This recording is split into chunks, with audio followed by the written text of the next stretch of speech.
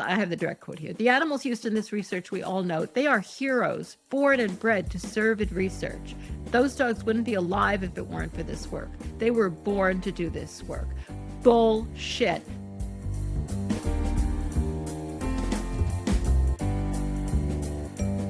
Anxieties are rising.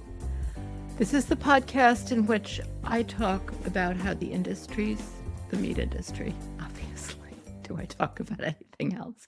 Anxieties are rising, and increasingly how my anxieties are rising, which, I have to talk about. I have to have somebody to talk about it too.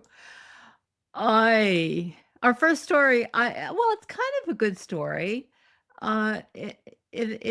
Texas hit with federal lawsuit over cultivated meat ban. This is from Feedstuffs, which is an industry site, and they do not like that there is this federal lawsuit. It is very similar to another lawsuit that I interviewed the attorney for, Paul Sherman, on let's see, it was episode 115 of the Animal Law podcast. It was last December, and that was about the Florida ban. And they're trying to get ahead of the game here and stop cultivated meat from existing. And so far, they haven't been successful. Neither of these lawsuits is completed. And their basic argument is that there are a few arguments. It's everything with a lawsuit. It's more complicated than you imagine. But is that it violates the dormant, what's called the Dormant Commerce Clause, which protects interstate commerce. Basically it just has certain provisions that provide that states can't discriminate against each other in a variety of different ways, just to protect their own industries and farms and whatever. And so now Texas has been hit with this federal lawsuit because they have recently, you're probably aware of it, also banned cultivated meat. You could actually go to prison for let's see, I don't know, manufacturing, processing, possessing, distribution, offering for sale or sale of cell-cultured protein. You can go to prison in Texas. So that's nice. Up to 1 year, and you can also be fined $4,000 or both. And that's probably for every time you do any one of those things. So that was signed into law by Texas's Governor Greg Abbott on June 20th, and now this lawsuit has been filed. And as the proponents of this lawsuit say, which includes Upside Foods and Wild Type Foods, which is the one that's like recently produced the fish, salmon, I think, and the Wild Type's founder says this ban slams the door on choice when all we're asking is the freedom for Texans to decide for themselves. And I think it's a good loss. I mean, I think these lawsuits have legs. Because basically what Texas and Florida are both trying to do is protect their own industries. And that's what you're not allowed to do under the Dormant Commerce Clause. I saw this article somewhere else in the, when I'm reading industry sites, that compared it to Prop 12. And Prop 12, of course, bans the sale in California of certain pork products that come from pigs that have been raised in basically in gestation crates, but basically not in conformance with the way pigs have to be raised in California. And that's been upheld by the Supreme Court as not in violation of the Commerce Clause. And I said, well, it's the same thing. We're just banning these other things, but it's totally different because it's your purpose. It has to do, I mean, I always have to give these disclaimers. It's more complicated than this. But basically, the issue is your purpose, the state's purpose in doing it. California is trying to protect animal welfare. The Supreme Court held that's legit, which is pretty nice for the Supreme Court to have held that. And they're doing the same thing to California growers, pig farmers, as they are to out of state.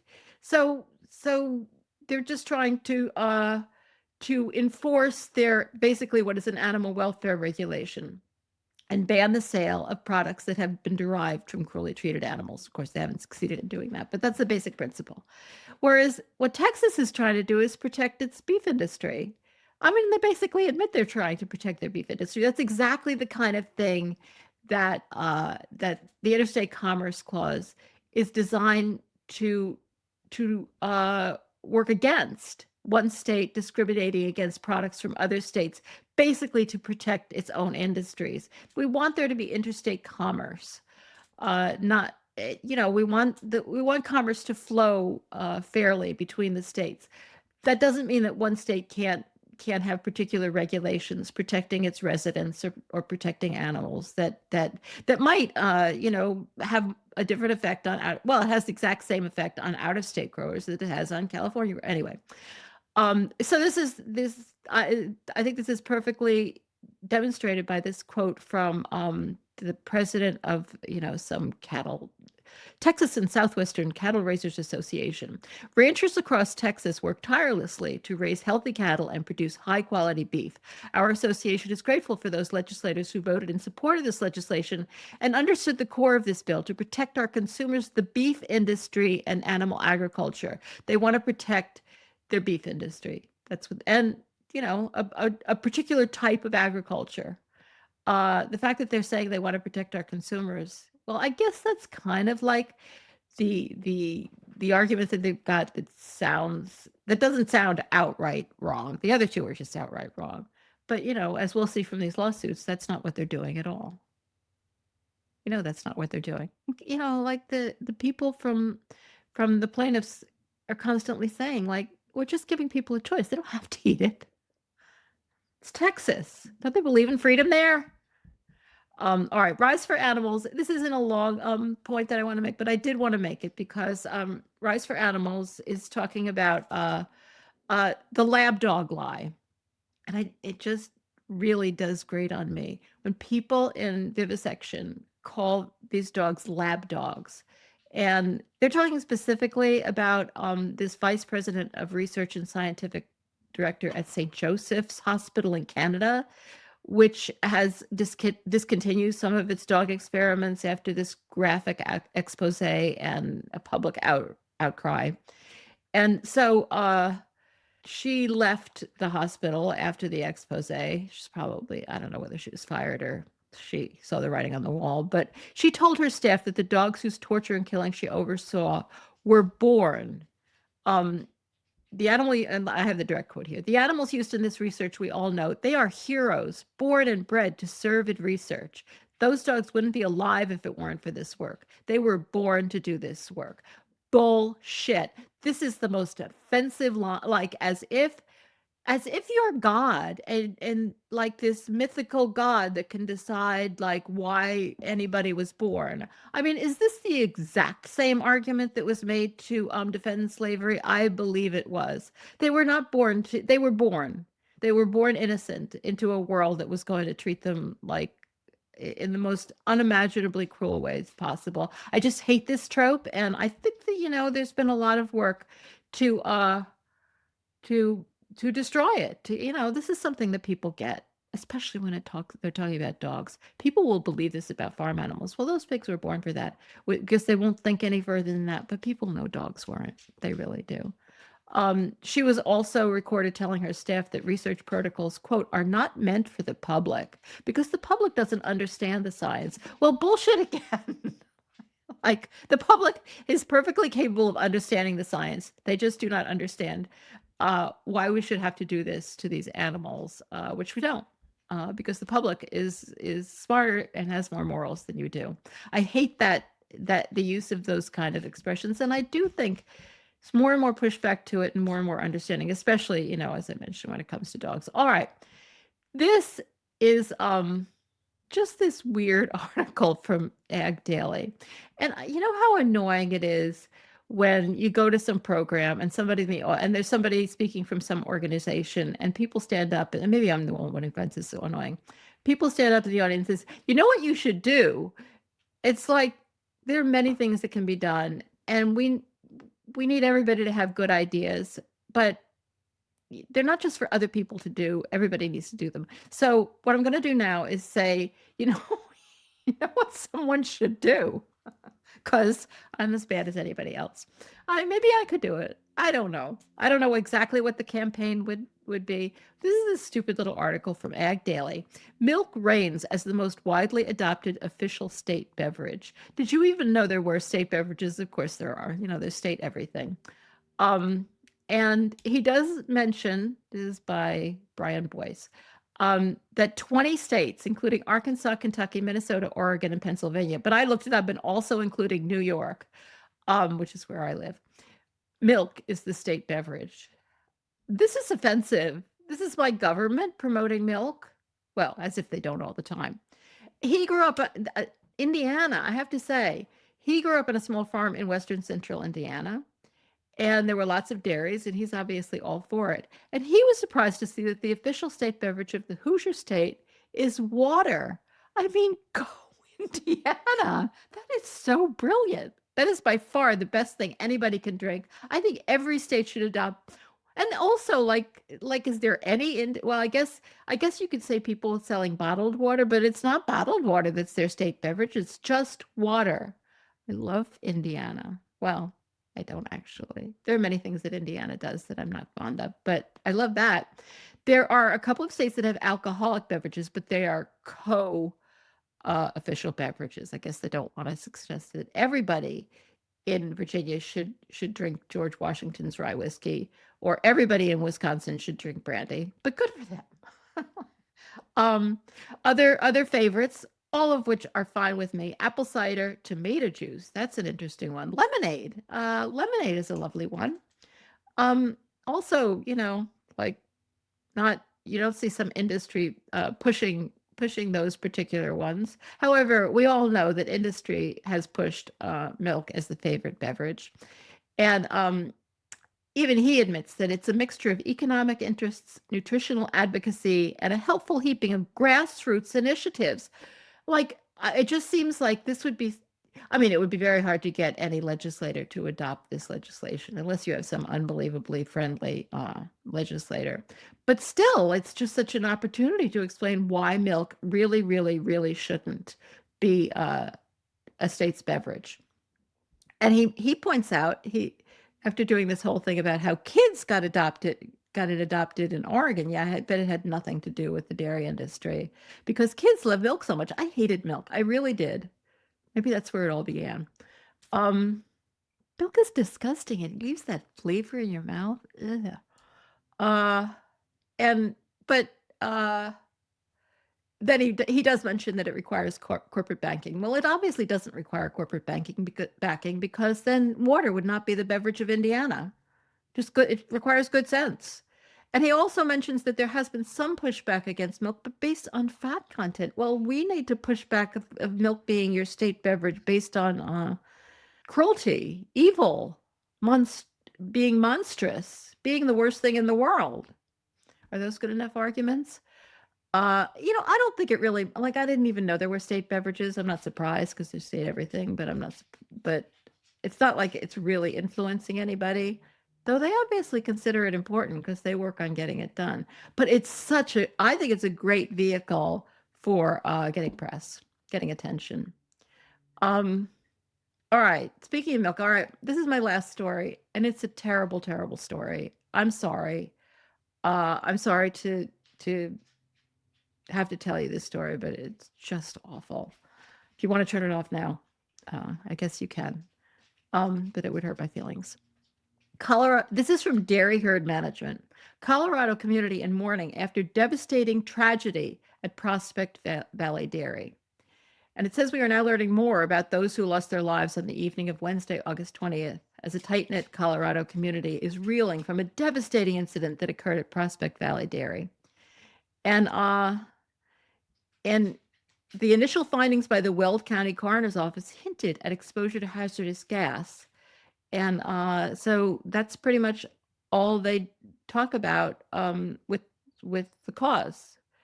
A source, no, there is one other thing. A source close to Dairy Herd Management described the chaos as the dairy manager attempted to assist others before collapsing, highlighting the confusion and fear that gripped the location that day. And these were the men who died: Ricardo Gomez Galvan, Noe Montanas Casanas, Jorge Ponches Peña, Alejandro Espinoza Cruz, Oscar Espinoza Leos, Carlos Espinoza Prado. All of those Espinosas were related. Can you even imagine? One of them was 17 years old.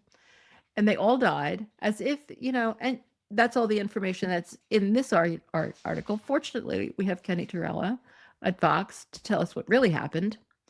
Cow manure just killed 6 workers on a dairy farm. It happens more than you'd think. Dairy farms are among the most dangerous workplaces. Why aren't they regulated like it? And now we're getting into, it's portrayed as an accident. The word accident implies that it was nobody's fault. Well, as any lawyer knows, any tort lawyer knows, most of the time when there's an accident, somebody was negligent or worse, did something deliberately. I don't think we're talking about deliberate here. It's usually somebody's fault. Sometimes more than another. Sometimes somebody was extremely reckless. Sometimes somebody just made a stupid mistake.